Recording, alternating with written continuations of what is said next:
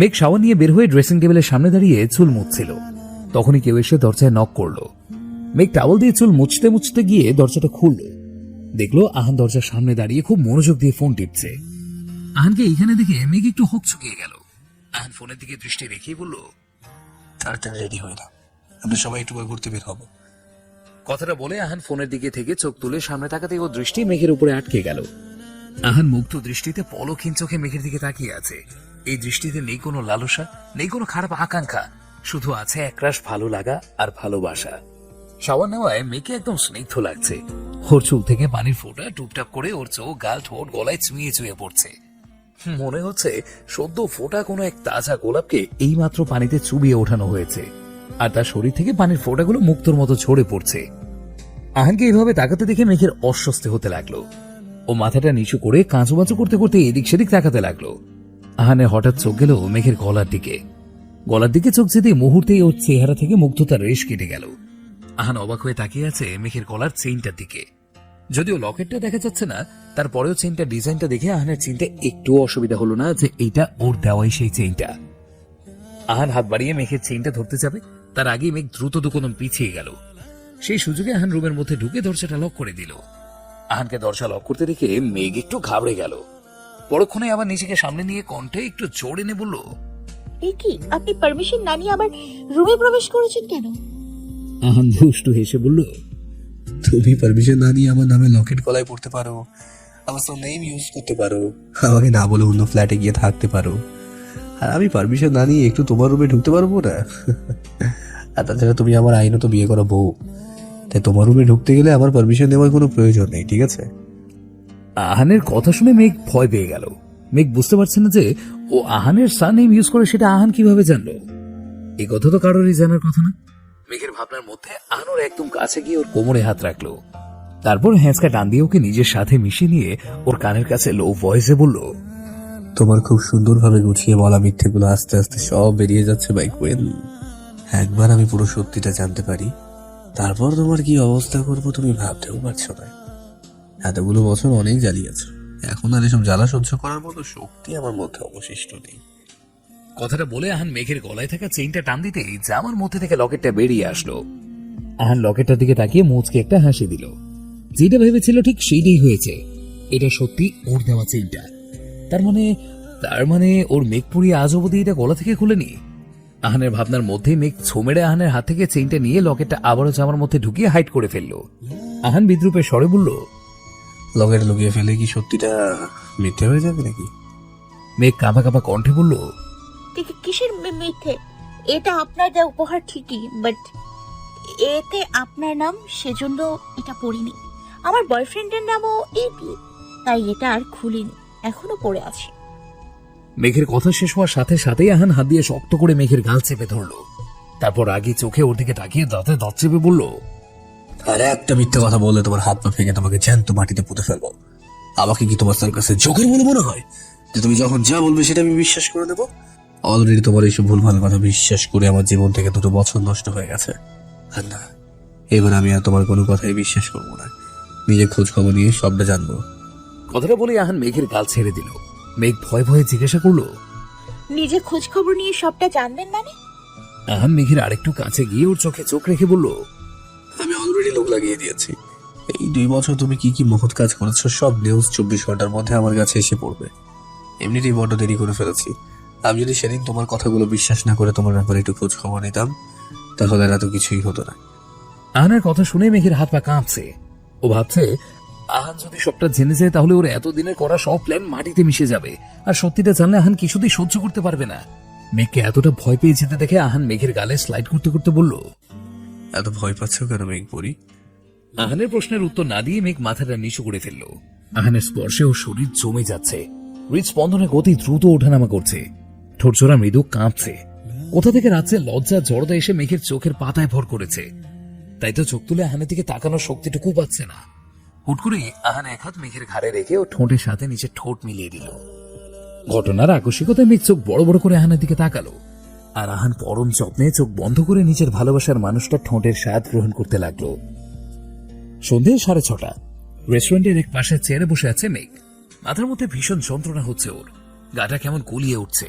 সকাল থেকে এখন পর্যন্ত খাবার বা ওষুধ কিছুই খাওয়া হয়নি, তাই শরীর ভীষণ উইক লাগছে। ভেবেছিল গোসল করে নামাজটা পড়ার পর খাবার খেয়ে ওষুধ খাবে, কিন্তু নামাজ পড়ার পর সারিকা সাইফাকে রেডি করিয়ে জোর করে নিজেদের সাথে বাইরে নিয়ে এসেছে। বলেছে এখন কিছু খাওয়ার দরকার নেই, বাইরে গিয়ে একসাথে খাবে। অগত্যা মেঘ ও বোনদের আবদার আর ফেলতে পারেনি, কিছু না খেয়েই চলে এসেছে। মেঘের সোজাসুজি টেবিলের অপর পাশে চেয়ারটায় বসে আছে আহান। খাবার এখনো এসে পৌঁছয়নি, তাই সবাই মিলে আড্ডা দিচ্ছে।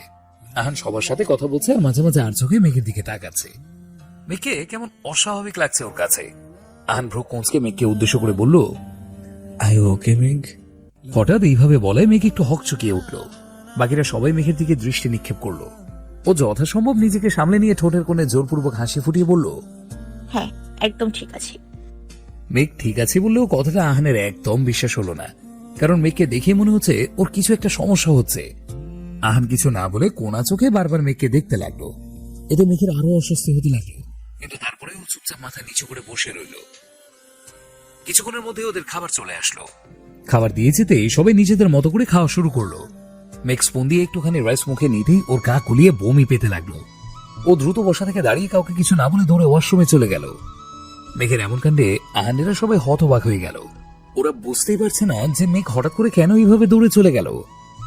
মেঘ ওয়াশরুমে এসে বেসিনের সামনে দাঁড়িয়ে মুখে সব খাবার ফেলে দিল। ওর ভীষণ বমি পাচ্ছে, কিন্তু পেটে কোনো খাবার না থেকে বমিটা হচ্ছে না। মেঘ কোন রকম চোখে মুখে পানি দিয়ে কাউকে কিছু না বলে সোজা রেস্টুরেন্ট থেকে বেরিয়ে এলো। তারপর একটা ট্যাক্সি বুক করে বাড়িতে চলে আসলো। বাড়িতে এসে অল্প কিছু খাবার খাওয়ার পর মেডিসিন খেয়ে রুমে গিয়ে শুয়ে পড়লো। তারপর ফোনটা হাতে নিয়ে হিয়ানকে একটা মেসেজ দিল। এদিকে সবাই খাওয়া দাওয়া শেষ করে বসে বসে মেঘের জন্য অপেক্ষা করছিল, কিন্তু বেশ কিছু সময় পরেও যখন মেঘের আসার কোনো নামগন্ধ দেখলো না, তখন আলিশা উঠে ওয়াশরুমের দিকে চলে গেল। কিন্তু সেখানে গিয়ে কোথাও মেঘকে পেল না। ও বের হয়ে কথাটা সবাইকে বলতে যাবে তার আগেই হিয়ান জানায় মেঘের শরীরটা একটু খারাপ লেগেছিল, তাই ও বাড়িতে চলে গেছে।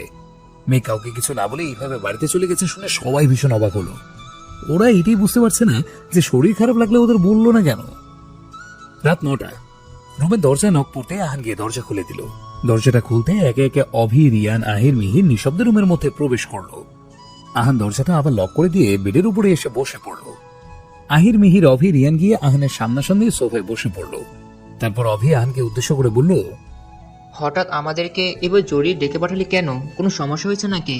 আর আমরা সবাই যখন আসছে তাহলে হিয়ানকে নিয়ে আসতে বারণ করলি কেন? কথাটা বলে অভি আহানের দিকে তাকালো। আহানকে ভীষণ সিরিয়াস দেখাচ্ছে।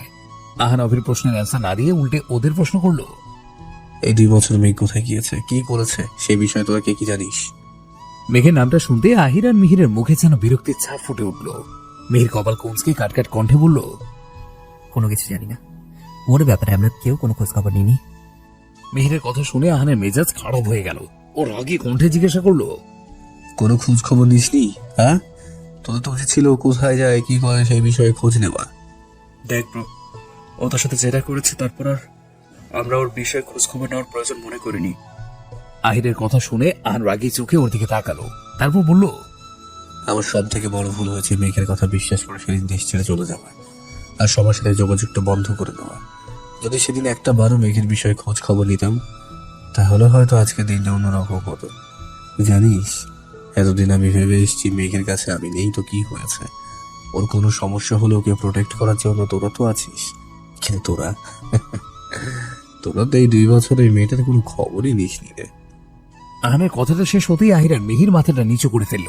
অভি বলল, দেখ আহান, মেঘ যেটা করেছিল সেটার জন্য আমরা কম বেশি সবাই ওর উপরে রেখেছিলাম, তাই আমরা কেউই ওর খোঁজ খবর নেইনি। কিন্তু কি হয়েছে সেটা তো বলবি। আহান দাঁতে দাঁত চেপে বলল, আমি না হয় ভেবেছিলাম মেঘ এতদিনে বিয়ে করে স্বামী সংসার নিয়ে সুখে আছে, কিন্তু তোরা তো সবাই জানতিস মেঘ এখনো বিয়ে করেনি। তারপরেও কেন তোরা সব সত্যিটা জানার চেষ্টা করলি না? তোরা একটুখানি খোঁজ খবর নিলেই তো সবটা জেনে যেতিস। আহানের কথা শেষ হতেই আহির বলল, এর পিছনে একটা কাহিনী আছে।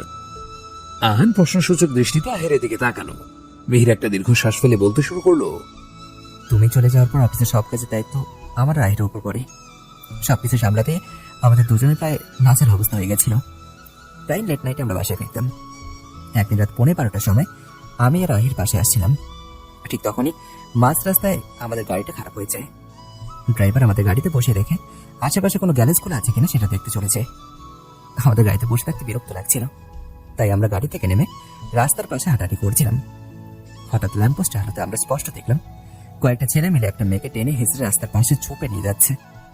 ওরা মেয়েটার মুখটাও চেপে ধরে রেখেছিল, তাই মেয়েটা চিৎকার দিতে পারছিল না। আমি রায় দৌড়ে ছেলেগুলোর কাছে চলে যাই।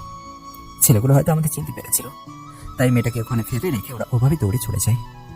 ওরা যেতেই আমরা মেয়েটার কাছে যাই ওকে হেল্প করার জন্য, কিন্তু আহান এতক্ষণ মনোযোগ দিয়ে মিহিরের কথা শুনছিল। মিহির থেমে যেতেই আহান ভ্রু কোঁচকে বলল। কিন্তু আহির স্বাভাবিক ভাবেই বলল, ওটা আর কেউ না, মেঘ ছিল। আমরা দূর থেকে ওর চেহারাটা স্পষ্ট দেখতে পাইনি। আহিরের কথা শুনে আহান চমকে উঠল। সেদিন যদি আহির আর মিহির ঠিক সময় না পৌঁছতো তাহলে কি হতো সেটা ভেবে আহানের হাত পা ঠান্ডা হয়ে যাচ্ছে। আহান বলল, তারপর মিহির কঠিন কণ্ঠে বলল, মেঘকে ওখানে দেখে কিছুক্ষণের জন্য ওর করা অন্যায়গুলো সব ভুলে গেছিলাম। যতই হোক, কলিজার টুকরো বোনকে বিপদে পড়তে দেখে নিজেদের আমরা আর সামলাতে পারিনি। আমি আর আহির ওকে জড়িয়ে ধরে কেঁদে দিয়েছিলাম, কিন্তু ও না আমাদের জড়িয়ে ধরেছে আর না ওর চোখ থেকে এক ফোঁটা পানি পড়েছে। ওকে দেখে মনে হয়েছিল যেন ও আমাদের চেনেই না। আমি ওকে জিজ্ঞেস করেছিলাম যে তুই এত রাতে এখানে কি করছিস। ও তখন বলেছিল ও নাকি জব করে, তাই অফিস থেকে আসতে দেরি হয়, আর এত রাতে রিক্সা পাচ্ছিল না, এই জন্য হেঁটে হেঁটে বাসায় ফিরছিল। আর তখনই ছেলেগুলো ওকে অ্যাটাক করে। মেঘ জব করে শুনে আমরা ভীষণ অবাক হয়েছিলাম। আহির মেঘকে জিজ্ঞেস করেছিল ও জব কেন করছে, ওর হাজবেন্ড কোথায়। তখন আমরা জানতে পেরেছিলাম তোমার সাথে ডিভোর্সটা হয়নি, তাই ও বিয়ে করতে পারেনি। এটা শুনে আহানের নিজেকে নাম্বার 1 বেক্কেল মনে হচ্ছে, কারণ মেঘের সাথে আইনত রেজিস্ট্রি করে ওর বিয়েটা হয়েছিল। তাই ওদের ডিভোর্স না হওয়া পর্যন্ত মেঘ তো অন্য কোথাও বিয়েও করতে পারবে না। আর ও কিনা এতদিন গাধার মতো ভেবে এসেছে মেঘ বিয়ে করে সংসার করছে। আহানের ইচ্ছে করছে দেয়ালের সাথে নিজের মাথাটা ঠুকতে। আহানের ভাবনার মধ্যে আহির বলে উঠল, মেঘ এখনো বিয়ে করেনি শুনে আমরা দুজনেই বেশ খুশি হয়েছিলাম, কিন্তু পরক্ষণেই মেঘের আরেকটা কথা শুনে মেঘের প্রতি ঘৃণাটা 1000 গুণে বেড়ে গিয়েছিল। ও বলেছিল বিয়ে হয়নি তো কি হয়েছে, ওকে ওর ভালোবাসার মানুষের থেকে কেউ আলাদা করতে পারবে না। ওদের বিয়ে না হলেও ওরা লিভিং রিলেশনে আছে, আর তুমি দেশে ফেলে নাকি তোমার কাছ থেকে ডিভোর্স নিয়ে সে ছেলেকে বিয়ে করবে। ওর কথা শুনে সেদিন এত রাগ উঠেছিল, ইচ্ছে করছিল ওকে মেরে ওখানে মাটিতে পুঁতে দিয়ে আসি। এইটুকু বলেই থামলো আহির। আহির থামতেই মিহির বলল, কিন্তু ওই যে আদরের কলিজার টুকরো পর ফের কিছু বলতে পারিনি। বাড়িতে ফোন করে লোকেশন বলে আরেকটা গাড়ি পাঠাতে বলেছিলাম। কিছুক্ষণ পরে ড্রাইভার গাড়ি নিয়ে চলে এসেছিল। মেয়েকে ওর বলা লোকেশন নামিয়ে দিয়ে আমরা চলে গেছিলাম। বাড়িতে আসার পর কেন যেন মনে হচ্ছিল যে আমার বোন কখনো এমন ভুল করতেই পারে না। ও যা বলেছে সবকিছু মিথ্যে বলেছে। তাই পরের দিন আমি রায়ের মেঘকে যে লোকেশনে নামিয়ে দিয়েছিলাম সেখানে আবার গিয়েছিলাম। ওর একটা পিক দেখে সেখানকার লোকেদের জিজ্ঞেস করতে ওনারা বলেছিল ওর ব্যাপারে ওরা তেমন কিছু জানে না। মেয়েটা নাকি কারোর সাথে তেমন একটা মেশে না, তবে মাঝে মাঝে ওর ফ্ল্যাটে একটা ছেলে আসে, আর মেয়েটার কাছে ছেলেটার ব্যাপারে সবকিছু জিজ্ঞেস করলে বলে ওই ছেলেটা নাকি ওর ভাইয়া হয়। কথাটা বলে মিহির একটা লম্বা নিঃশ্বাস ছাড়ল। তারপর ভাবলি সেন কণ্ঠে বলল, সেদিনে বুঝে গেছিলাম আমার বোনটা সত্যি পাল্টে গিয়েছে, তাই কখন আর ওর বিষয়ে কোনো খোঁজ খবর নিইনি। দেওয়ার রুচি অথবা ইচ্ছে কোনোটাই হয়নি, কারণ ওর নোংরামির কাহিনী শুনলে আমি হয়তো ওকে নিজের হাতে খুন করে ফেলতাম। তবে এই 2 বছর রোজ রাতে ওর পিছু নিয়েছি, যাতে পথে ওর কোনো বিপদ না হয় সেই জন্য। সারাদিন যেই কাজে ব্যস্ত থাকতাম না কেন, কিন্তু ওর অফিস থেকে ফেরার টাইমে আমি রায় গিয়ে ঠিক ওর অফিসের সামনে দাঁড়িয়ে থাকতাম। কতবার নিজেদের বুঝিয়েছি যে ওর যাই হয়ে যাক না কেন ওকে সেভ করতে আমরা আর যাবো না, কিন্তু চেষ্টা করেও ওকে একা ছাড়তে পারিনি। এইটুকু বলে মিহির ফোঁস করে একটা নিঃশ্বাস ছাড়ল। আহান মৃদু হাসলো, কারণ এত কিছুর পরেও আহির আর মিহির নিজেদের দায়িত্ব ঠিকই পালন করেছে, শুধু ওই নিজের দায়িত্বটা ঠিকভাবে পালন করতে পারেনি। আহান হঠাৎ করেই বলে উঠল, যে ছেলেটা মেঘের সাথে দেখা করতে ফ্ল্যাটে যেত সেটা আর কেউ না, হিয়ান ছিল। আহানের কথা শুনে রিয়ান, অভি, আহির, মিহির একসাথে অবাক কণ্ঠে চিল্লিয়ে বলল, হোয়াট? হ্যাঁ, আমার লোকেরা খোঁজ নিয়ে জেনেছে ওটা হিয়ান ছিল।